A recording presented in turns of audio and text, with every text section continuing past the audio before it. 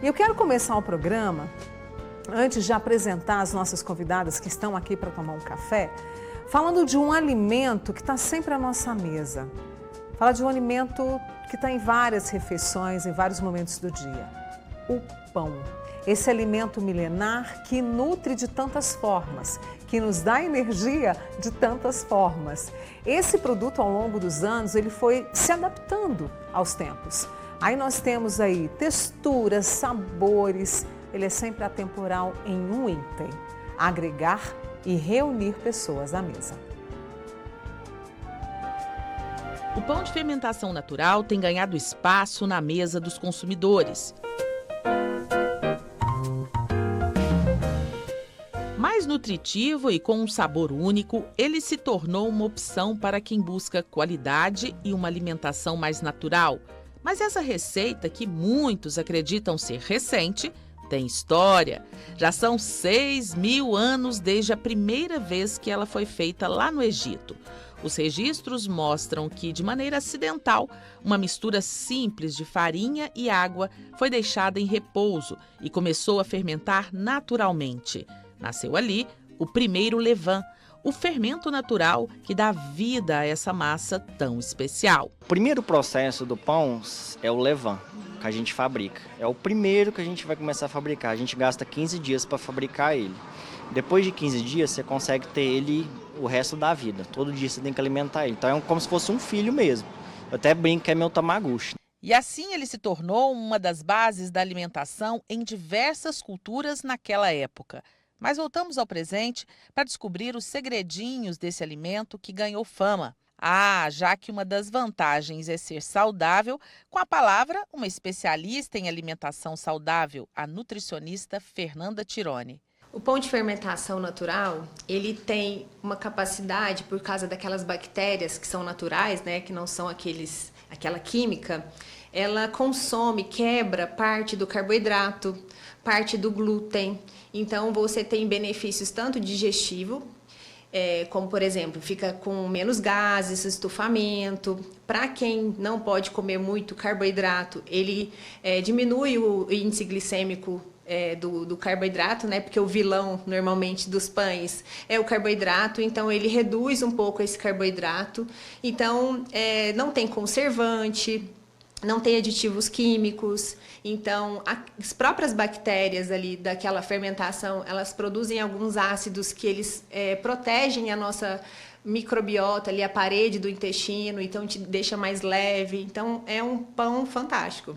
Ele é mais leve, ele tem menos carboidrato, mas igual qualquer outro pão, a farinha de trigo, a farinha branca, a gente tem que ser cautelosa, então vai depender muito do objetivo da pessoa. E a pessoa que tem que tomar muito cuidado e não pode com ele é quem tem intolerância ao glúten, no caso, uma pessoa que tem doença celíaca. O diabético vai se beneficiar muito mais do pão de fermentação natural do que o pão industrializado, por causa dessas bactérias que diminuem um pouco esse carboidrato dos pães de fermentação natural.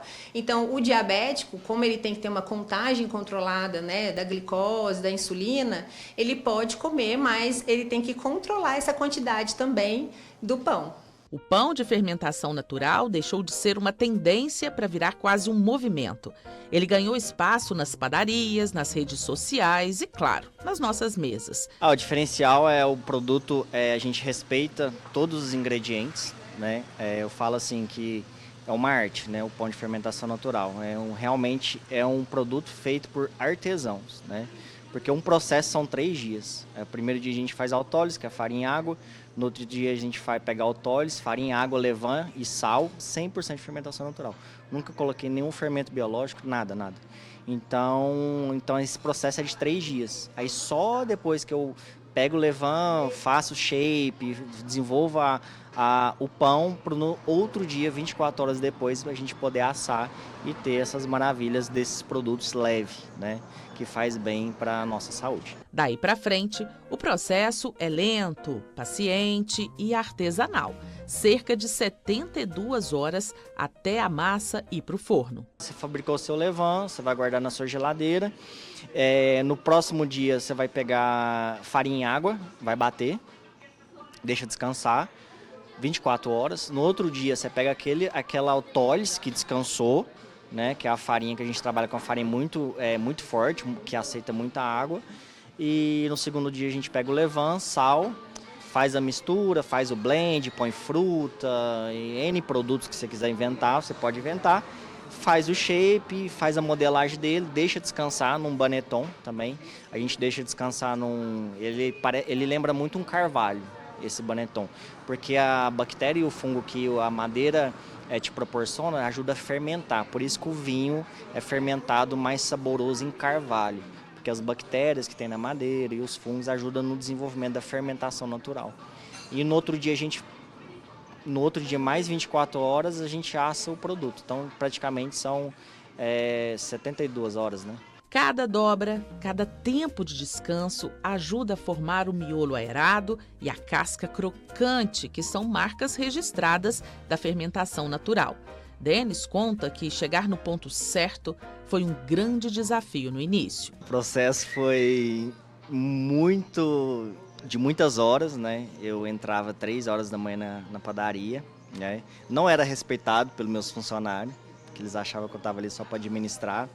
Foi difícil ganhar um respeito, tanto que eu comecei a fazer pão na pia, que eu não tinha espaço nas mesas para produzir. Eles falaram, não, esse pão aí você produz em outro lugar.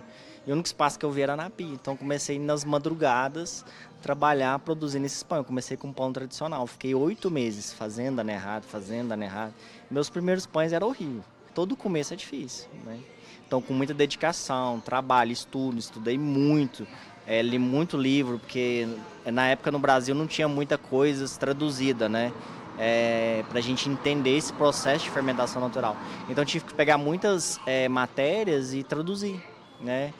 E então foi bem trabalhoso a gente chegar. A gente começou no pão tradicional, depois a gente foi pro pão de ameixa, frutas cristalizadas. O que eu tinha ali para trabalhar eu fazia. Eu olhava pro lado e falava assim, nossa, peraí, eu tenho chocolate? Vou pegar o chocolate. Nossa, então a gente trabalha com o que tem, né? Então, como eu não tinha ainda capital para comprar damasco, tâmara, então eu comecei nos mais simples, né?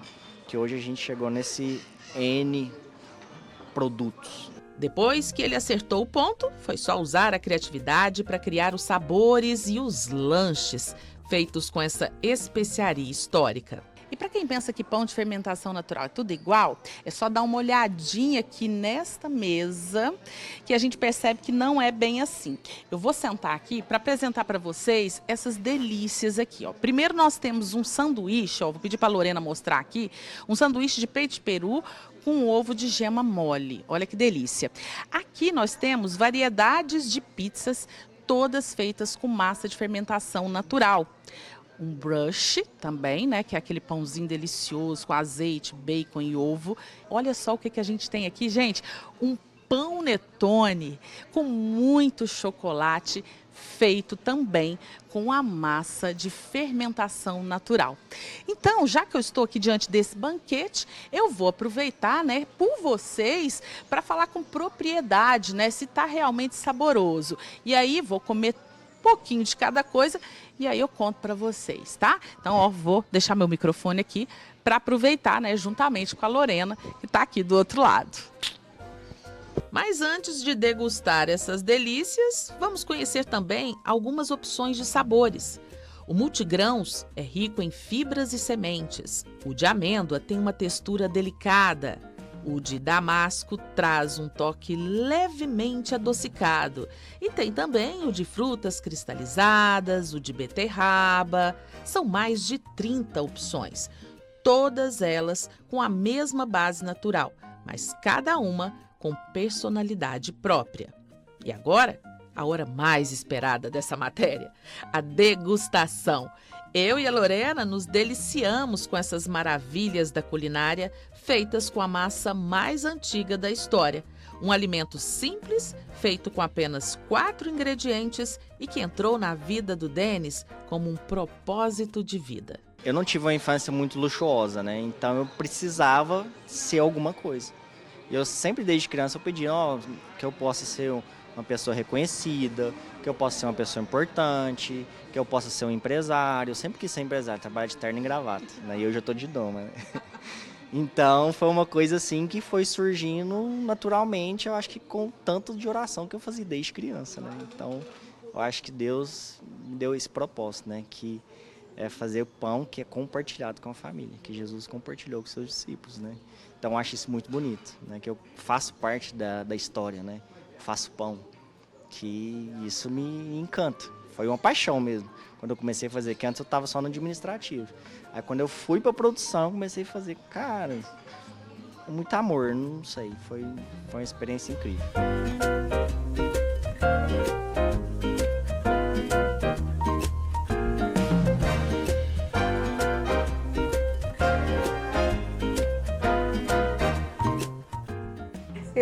Eu vou repetir uma frase que uma das nossas convidadas disse agora há pouco. Foi uma experiência incrível. Acho que a gente sentiu todos os sabores, mesmo sem experimentar. E foi bonito isso que o Denis falou, né? Assim, de fazer parte da mesa de tantas pessoas, oferecendo o pão. Esse alimento que é partilha, que é comungar. Eu acho que o dia de hoje ele é assim. Mesmo que a gente não tenha o pão, mas tem algum outro alimento ali, é partilhar.